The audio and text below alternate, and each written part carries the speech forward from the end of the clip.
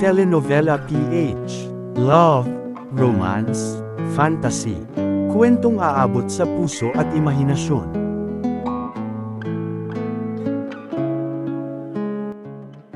Langit, Lupa, Impyerno.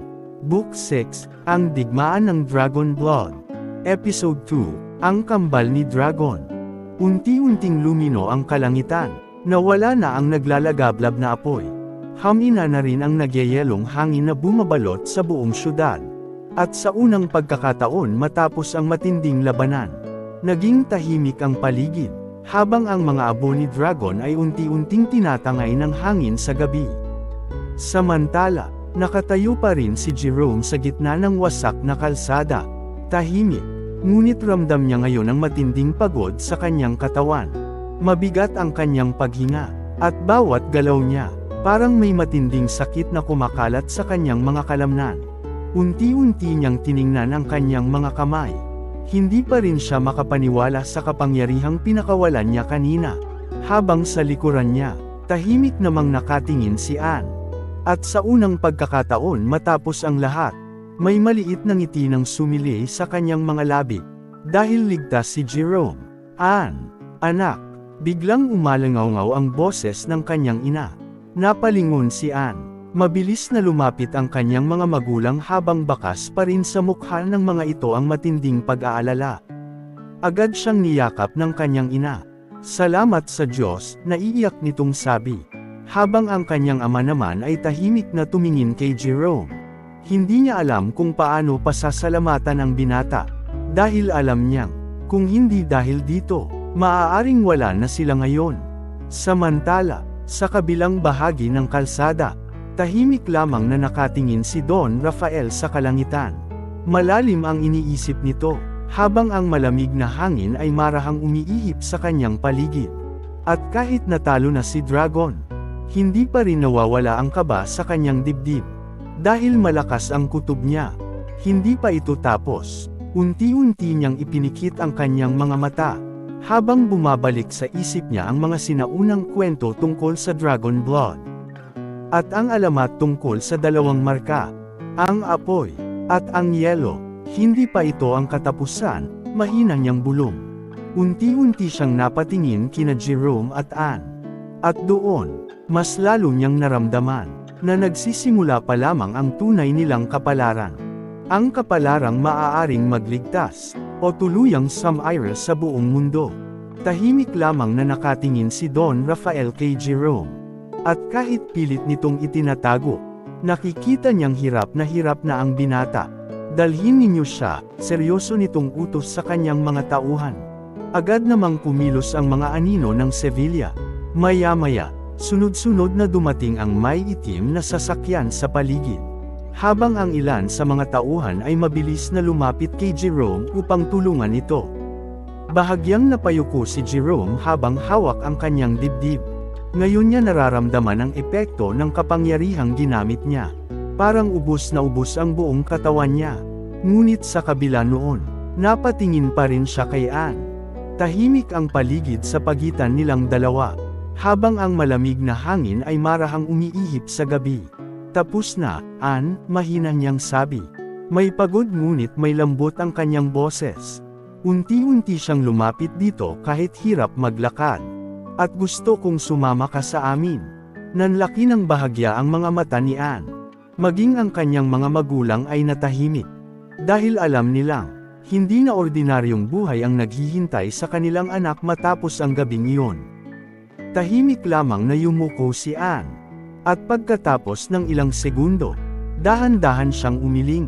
Hindi pwede, napatingin si Jerome sa kanya. Habang si Anne naman ay unti-unting tumingin sa kanyang mga magulang. Hindi ko kayang iwan sina mama at papa. Naging tahimik si Jerome, dahil naiintindihan niya. At habang nakatingin siya kay Anne, mas lalo niyang na-realize kung gaano kaiba ang mundo nilang dalawa. Isang normal na pamilya, isang tahimik na buhay. Mga bagay na kailanman ay hindi niya naranasan. Maya-maya, bahagyang ngumiti si Anne kahit may lungkot sa kanyang mga mata. Pero, salamat Jerome, dahil iniligtas mo kami. Tahimik lamang siyang tiningnan ni Jerome. Habang sa di kalayuan, Tahimik ding pinagmamasdan ni Don Rafael ang dalawa, at mas lalo niyang nararamdaman na habang mas lumalalim ang koneksyon nina Jerome at Anne, mas lalo rin silang mapapalapit sa panganib. Unti-unti nang nagiging tahimik ang buong paligid. Ang mga taong kanina'y nagkakagulo, isa-isa nang nag-aalisan, habang ang mga ambulansya at mobile patrol ay nananatili pa rin sa lugar upang ayusin ang mga nasirang bahagi ng kalsada. Samantala, ang dalawang natitirang alagad ni Dragon ay tuluyan ng hinuli ng mga pulis. Sugatan, at wala ng lakas para lumaban. Habang ang iba namang tauhan ng Sevilla ay tahimik lamang na nagmamasid sa paligid. Unti-unting napabuntong hininga si Jerome. Sa wakas, kampante na siya, dahil kahit paano, ligtas na si Anne. Tahimik siyang lumapit dito sa huling pagkakataon bago sumakay sa sasakyan. At basta may panganib, mahina ngunit seryoso ang kanyang boses. Tumawag ka lang. Tahimik lamang na tumingin si Anne sa kanya. At kahit maraming gusto sabihin, dahan-dahan lamang siyang tumango. Mag-iingat ka rin. Bahagyang ngumiti si Jerome. Pagkatapos, unti-unti siyang tumalikod, kasabay ng pagbukas ng pinto ng isa sa may itim na sasakyan. Tahimik na sumakay si Don Rafael habang ang mga tauhan naman ay mabilis na pumwesto. At maya-maya, sunod-sunod nang umalis ang mga sasakyan ng Sevilla sa madilim na kalsada. Habang si Anne naman ay nanatiling nakatayo kasama ang kanyang mga magulang. Tahimik na pinapanood ang papalayong sasakyan ni Jerome. At kahit tapos na ang laban, hindi mawala sa kanyang dibdib ang kakaibang kaba. Dahil pakiramdam niya, hindi pa iyon ang huling beses na magbabago ang kanilang buhay. Tahimik ang biyahe ng mga sasakyan ng Sevilla habang papalayo sila sa lugar ng labanan. Nakasandal lamang si Jerome sa upuan habang nakapikit. Ramdam na ramdam niya ngayon ang matinding pagod sa kanyang katawan. Ngunit kahit ganoon, hindi mawala sa isip niya si Anne. Ang mukha nito habang umiiyak. Ang paraan ng pagyakap nito sa kanya. At ang kakaibang kapangyarihang nagising nang magkalapit silang dalawa. Samantala, tahimik namang nakatingin si Don Rafael sa kanyang anak. Hindi ka dapat masyadong magpakampante, malamig nitong sabi. Bahagyang damilat si Jerome. Alam ko. At pagkatapos ng ilang segundo, dahan-dahan niyang kinuha ang cellphone mula sa kanyang bulsa. Mabilis siyang nagpadala ng utos sa kanyang mga tauhan. Bantayan ninyo sila Anne. Huwag kayong magpapakita, at siguraduhin ligtas sila. Pagkatapos noon, tahimik niyang ibinaba ang cellphone.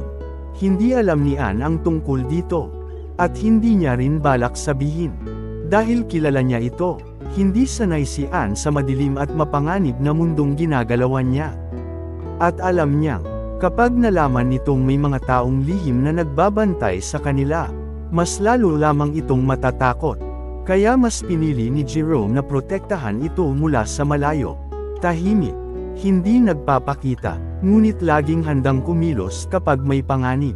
Samantala, sa kabilang bahagi ng syudad, tahimik namang nakaupo si Anne sa loob ng kanilang bahay habang hawak ang isang tasa ng mainit na tubig. Hindi pa rin mawala sa isip niya ang lahat ng nangyari. Ang apoy, si Dragon, at higit sa lahat, ang bagong anyo ni Jerome. Unti-unti niyang hinawakan ang likod niya kung saan nakaukit ang asul na marka ng dragon. At sa unang pagkakataon, naramdaman niya, na kahit gustuhin niyang bumalik sa dati nilang buhay, hindi na iyon posible. Tahimik ang buong bahay nila Anne.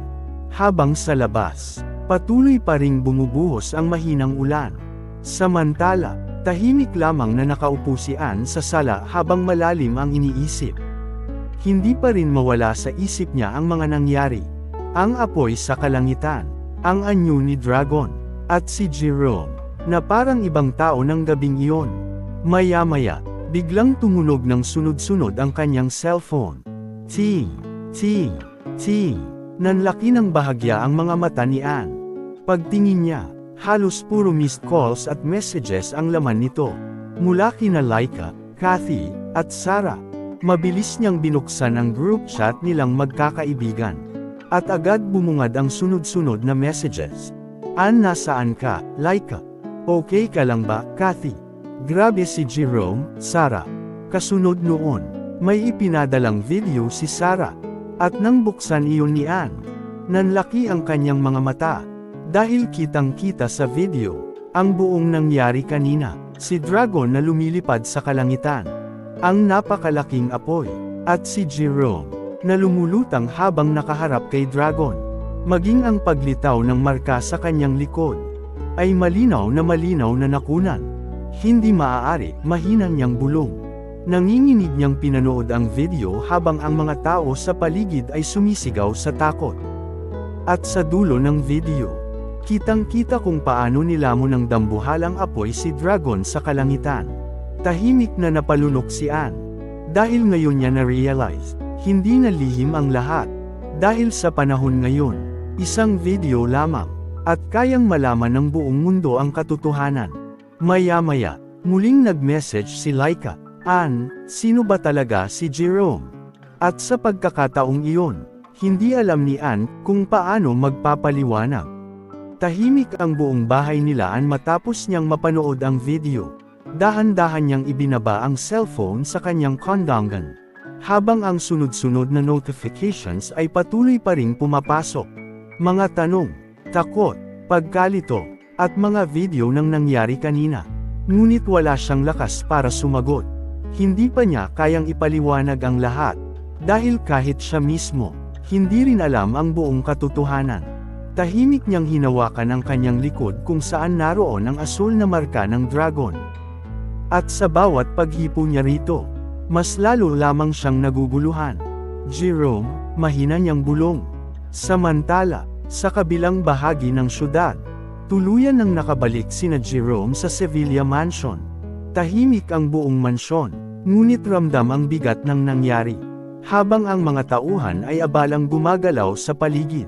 Samantala si Jerome, hindi mapakali, nakatayo siya sa malaking opisina ni Don Rafael habang nakatingin sa ulan sa labas ng bintana. Mabigat ang kanyang paghinga, at paulit-ulit na bumabalik sa isip niya ang mga sinabi ni Dragon. Pareho ang dugong dumadaloy sa ating mga ugat.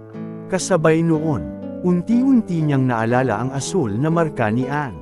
At kung paano nagbago ang kanyang kapangyarihan nang yakapin siya nito. Maya-maya, dahan-dahan siyang napalingon kay Don Rafael. Ama, tahimik na napahinto si Don Rafael. Habang si Jerome naman ay unti-unting tumulim ang tingin. Sino ba talaga ako? Tahimik ang buong opisina. At si Ann, bahagyang nanginig ang kanyang boses. Bakit pareho kaming may marka ng dragon? Unti-unti siyang lumapit kay Don Rafael. May nalalaman ka ba dito? Naging mabigat ang hangin sa loob ng opisina. Habang si Don Rafael naman ay tahimik lamang na nakatingin sa kanyang anak. At sa unang pagkakataon matapos ang maraming taon, unti-unti niyang napagtanto na hindi na niya kayang itago pa ang katotohanan. Tahimik ang buong opisina ng Sevilla Mansion. Tanging tunog lamang ng ulan sa labas ang maririnig. Habang si Jerome ay seryosong nakatingin kay Don Rafael. Punong-puno ng tanong ang kanyang isip. Tungkol sa sarili niya, kay Dragon, at higit sa lahat, kay Ann. Ngunit matapos ang ilang segundo, dahan-daang napabuntong hininga si Don Rafael. Pagkatapos ay tumalikod ito at muling tumingin sa bintana. Magpahinga ka muna, mabigat ngunit kalmadong sabi nito. At magpalakas, bahagyang nagsalubong ang kilay ni Jerome. Ama, bukas. Biglang tumahimik si Jerome nang magsalita muli si Don Rafael. Bukas pupunta tayo sa kanila. Nanlaki ng bahagya ang mga mata ni Jerome. Habang si Don Rafael naman ay unti-unting nagdilim ang ekspresyon. Dahil marami rin akong gustong malaman. Mabagal siyang napalingon sa kanyang anak. Tungkol sa kung paano napunta sa kanya ang marka ng dragon. Tahimik ang buong paligid. At sa unang pagkakataon, may kakaibang kaba na naramdaman si Jerome. Dahil iba ang tingin ngayon ni Don Rafael kay Ann. Parang may malalim itong iniisip. Maya-maya, unti-unting tumulim ang mga mata nito.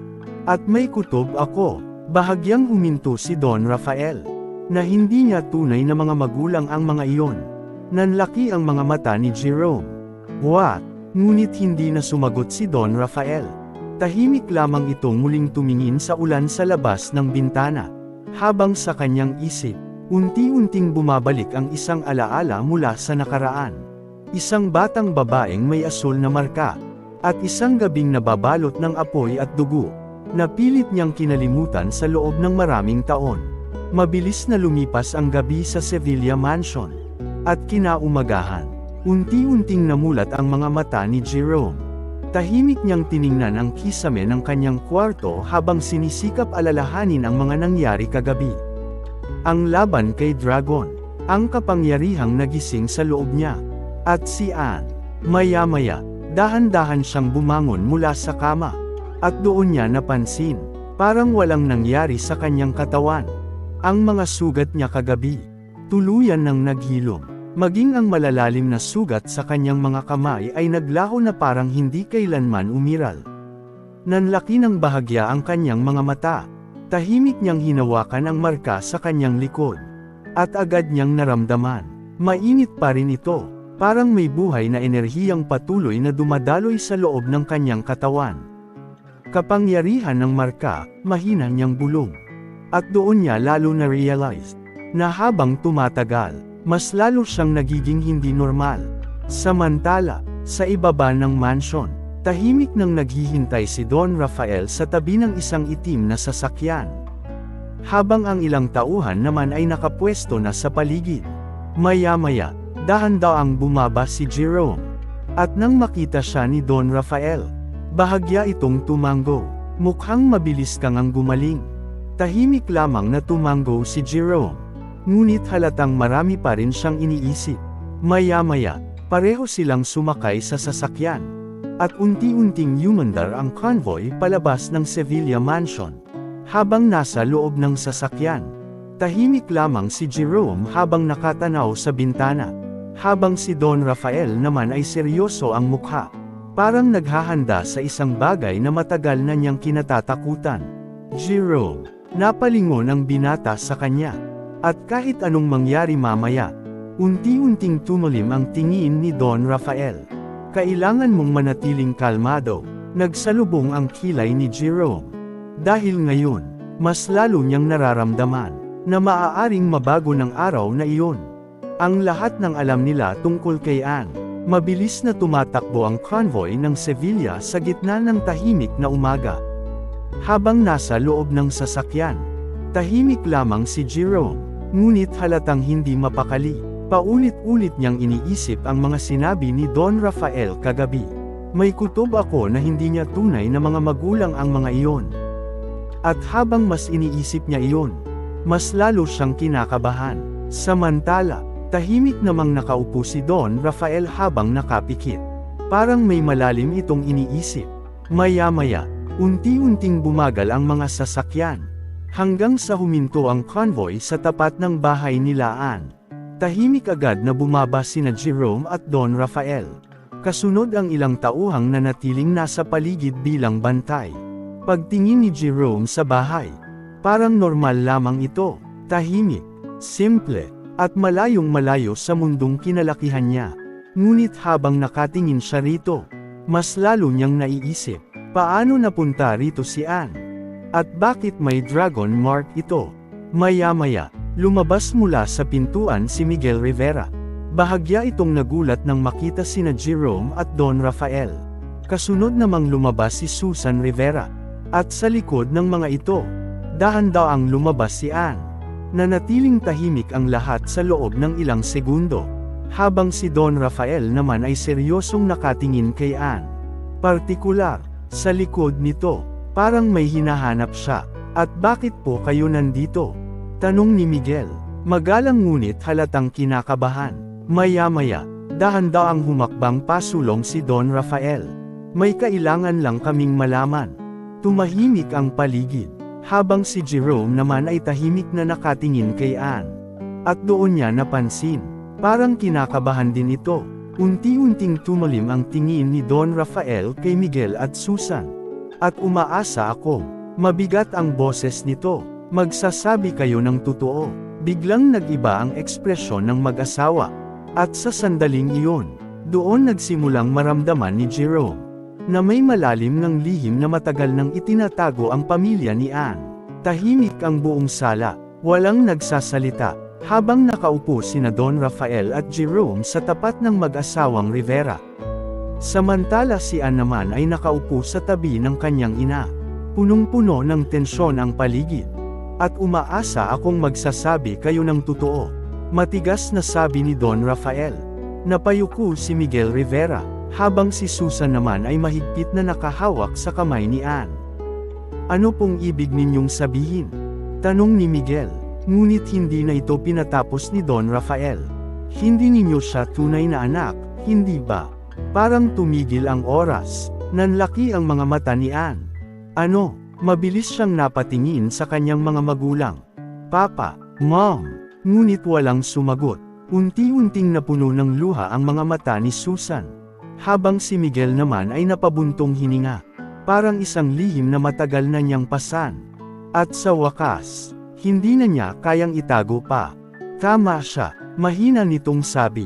Nanigas si Anne sa kanyang kinauupuan. Hindi ka namin tunay na anak. Tahimik ang buong bahay. Maging si Jerome ay hindi nakapagsalita.